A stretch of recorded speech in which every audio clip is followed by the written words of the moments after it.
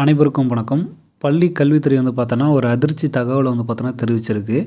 அது என்னங்கிறத முழுசா அந்த வீடியோவில் பார்க்கலாம் வாங்க. அதுக்கு முன்னாடி நம்ம சேனலுக்கு புதிய பார்வையாளர்களாக இருந்தீங்கன்னா, மறக்காம சேனலை சப்ஸ்கிரைப் பண்ணிக்கோங்க. பக்கத்தில் இருக்கிற பெல் ஐக்கானை கிளிக் பண்ணிக்கோங்க. அப்போ தான் எந்த அப்டேட்டும் மிஸ் பண்ணாமல் பார்க்க முடியும். சரி வாங்க வீடியோக்குள்ளே போகலாம்.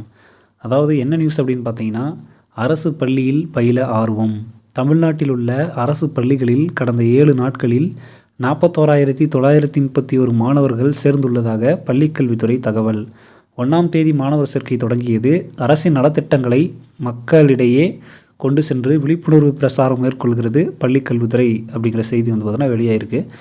இது ஒரு சந்தோஷமான ஒரு செய்தி தான். 41,931 மாணவர்கள் பார்த்தோன்னா அரசு பள்ளிகளை நோக்கி பார்த்தோன்னா சேர்ந்துருக்காங்க அப்படிங்கிறது ஒரு நல்ல விஷயம். அதே மாதிரி இன்னொரு நம்ம முக்கியமாக கவனிக்கப்பட வேண்டிய விஷயம் என்னென்னா, இவ்வளோ மாணவர்கள் சேர்ந்துருக்காங்க அப்படிங்கிறத பெருமையாக சொல்கிறாங்க. அதே மாதிரி ஆசிரியர்கள் பற்றாக்குறை அப்படிங்கிறது இன்னும் பல்வேறு பள்ளிகளில் இருந்துக்கிட்டு தான் இருக்குது.